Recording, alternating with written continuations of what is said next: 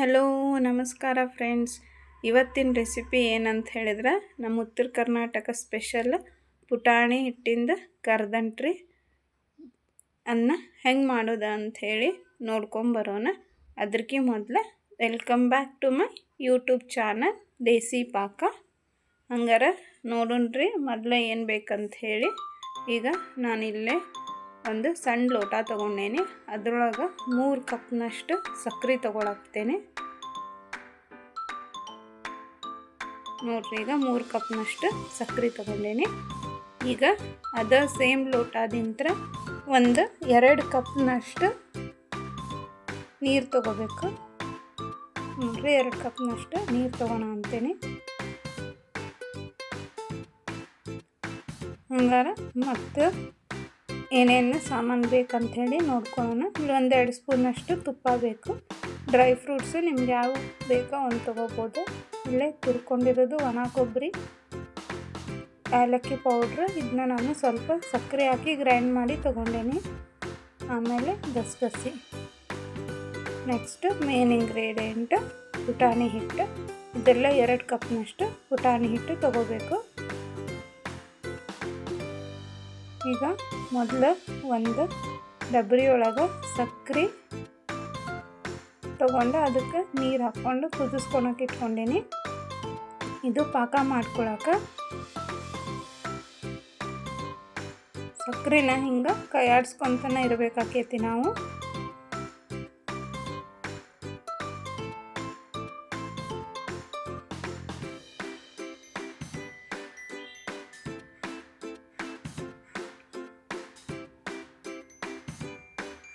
ನೋಡ್ರಿ, ಈಗ ಸಣ್ಣಗೆ ಕುದಿ ಬರಾಕತ್ತೈತಿ ಸಕ್ಕರೆ.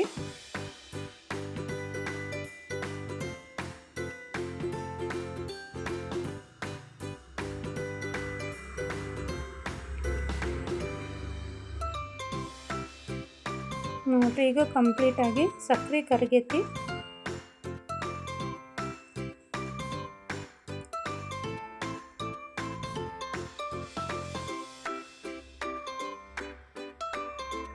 ಈಗ ಸಣ್ಣಗೆ ಕುದಿ ಬರಾಕತ್ತೈತಿ. ಇದು ಪಾಕ ಆಗಬೇಕು, ದುಂಡಗೆ ಪಾಕ ಮಾಡ್ಕೋಬೇಕು ಇದನ್ನ. ನೋಡ್ರಿ, ಈಗ ಕುದಿ ಹಾಕತ್ತೈತಿ.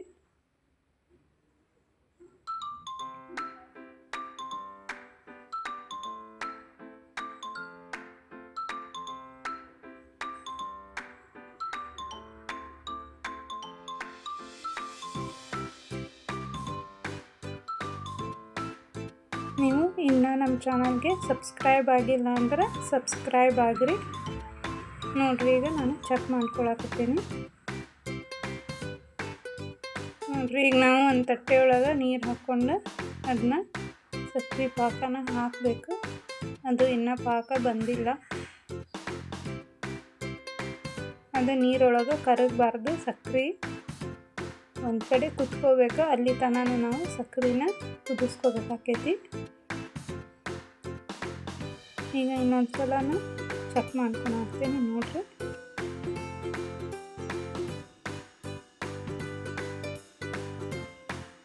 ನೋಡ್ರಿ, ಈ ಥರ ಕೈಲಿ ನಾವು ಹಿಂಗಂದ್ರೆ ಅದು ಒಂದು ಕಡೆ ಕುತ್ಕೋಬೇಕು. ಅಲ್ಲಿ ತನಕ ನಾವು ಸಕ್ಕರೆನ ಇದನ್ನು ಮಾಡಬೇಕು. ಈಗ 1-2 ಸ್ಪೂನಷ್ಟು ತುಪ್ಪ ಹಾಕ್ಕೊಂಡೀನಿ. ಕೆಳಗೆ ಇಳಿಸ್ಕೊಂಡು ಈಗ ಡ್ರೈ ಫ್ರೂಟ್ಸು, ಆಮೇಲೆ ಒಣ ಕೊಬ್ಬರಿ ಒಂದು ಅರ್ಧ ಕಪ್ನಷ್ಟು, ನೀವು ಜಾಸ್ತಿ ಬೇಕಂದ್ರೂ ಹಾಕ್ಕೋಬೋದು. ಏಲಕ್ಕಿ ಪೌಡ್ರು,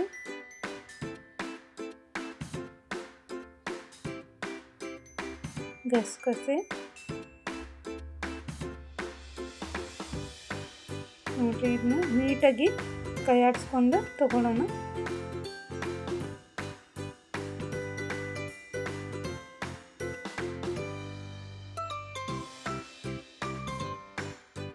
ಈ ಥರ ಒಂದ್ಸಲ ಕೈಯಾಡಿಸ್ಕೊಂಡ್ಮ್ಯಾಗ ನಾವು ಪುಟಾಣಿ ಹಿಟ್ಟಿಲ್ಲ 2 ಕಪ್ನಷ್ಟು ಪುಟಾಣಿ ಹಿಟ್ಟು ತೊಗೊಂಡೇನೆ.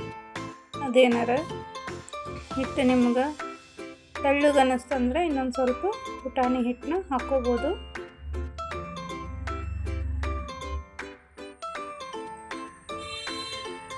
ನೋಡ್ರಿ, ತಿರುಗಿಸ್ಕೊತಾನೆ ಇರಬೇಕು.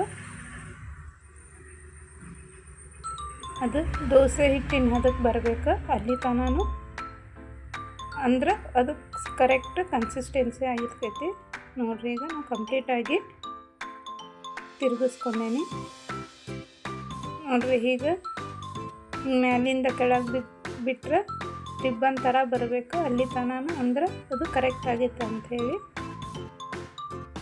ನೋಡಿರಿ, ಈಗ ನಾನು ಮೊದಲು ತಾಟಿಗೆ ತುಪ್ಪ ಹಚ್ಚಿ ಇಟ್ಕೊಂಡಿದ್ದೆ. ಈಗ ಹಾಕ್ಕೊಳಕತ್ತೀನಿ.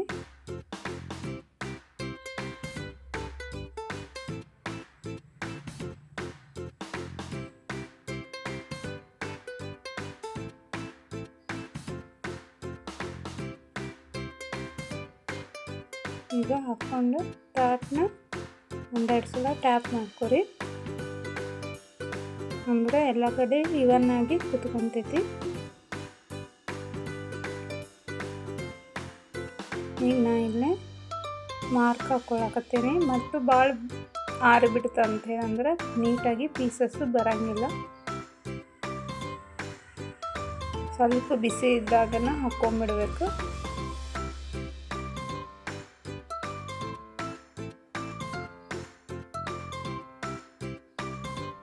ಈಗ ಇದನ್ನ ಒಂದೆರಡು ತಾಸು ಹಂಗೆ ಬಿಟ್ಬಿಡೋಣ.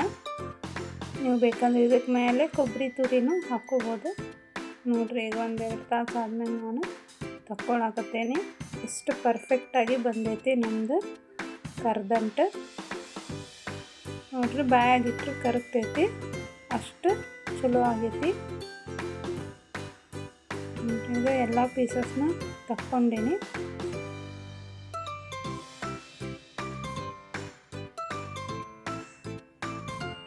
ವಿಡಿಯೋ ನೋಡಿದ್ದಕ್ಕೆ ಧನ್ಯವಾದಗಳು.